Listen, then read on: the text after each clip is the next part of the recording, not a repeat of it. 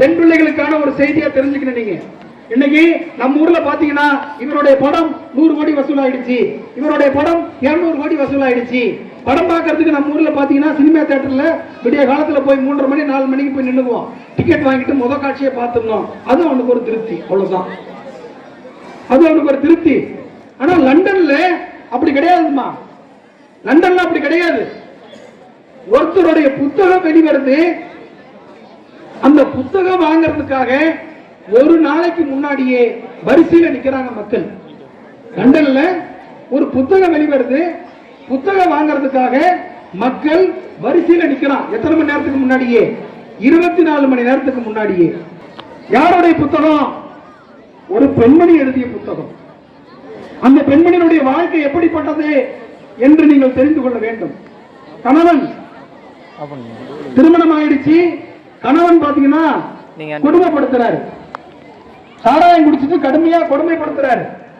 அப்படிப்பட்ட கணவன், ஒரு குழந்தை வரையா, பெண் குழந்தை.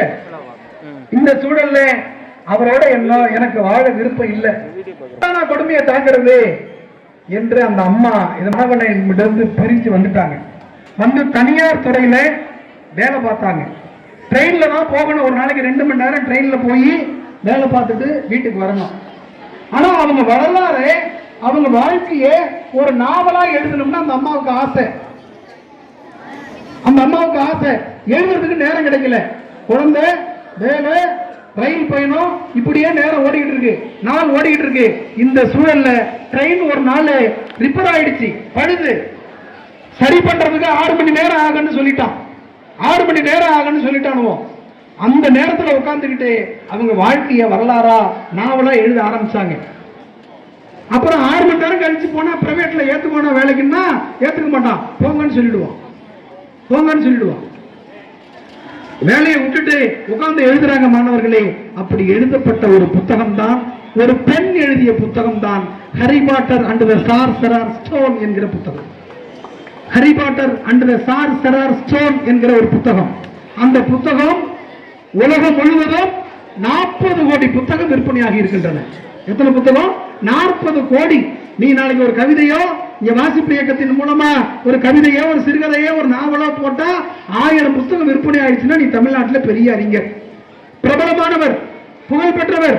ஆனா Harry Potter and the sorcerer stone என்கிற புத்தகத்தை 40 கோடி புத்தகம் விற்பனையாயிருக்கு. அந்த அம்மா ஒரு காலகட்டத்தில் ஜே.கே. ரவுலிங், அந்த அம்மா பேரு ஜே.கே. ரவுலிங், ஒரு காலகட்டத்தில் லண்டன்ல விக்டோரியா மகாராணி கிட்ட விதவைக்கான ஆதரவு பணத்தை பெற்று அவர்கள் வாழ்வை நடத்தினார்கள். ஆனால் இந்த புத்தகம் வெளிவந்த பிறகு, Harry Potter and the sorcerer stone வெளிவந்த பிறகு, லண்டன் விக்டோரியா மகாராணியினுடைய சொத்தை விட இவருடைய சொத்து பன்மடங்கு அதிகரித்து விட்டது. ஆகவே நான் உழைத்தேன், கடுமையாக உழைத்தேன், அதுதான் என் வெற்றிக்கு காரணம் என்று ஜே.கே. ரவுலிங் தன்னுடைய வாழ்க்கையில் குறிப்பிடுகிறார். மாணவர்கள்,